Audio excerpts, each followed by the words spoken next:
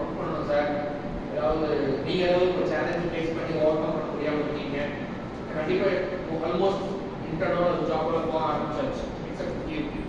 So நீங்கள் ஏதாவது கண்டிப்பாக சேலஞ்ச் ஃபேஸ் பண்ணலாம். ஓகேவா? நான் உங்களுக்காக மீடியம் 25,000 கிலோ இதுதான் இதோட ஸ்டேட்டஸ் ஆஃப் இதில் எந்த கேட்டகரியில் நம்ம உட்காராங்க தான் நம்மளோட வேணும்.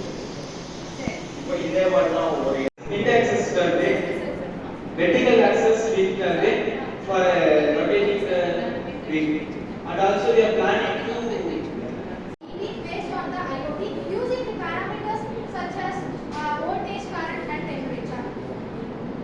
And mostly in EV lithium ion batteries are used. And the engine is nothing but the both charging and discharging part in the EV.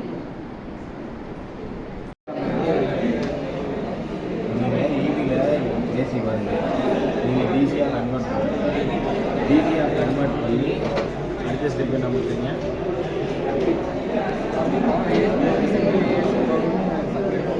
ஆர்பிக்கு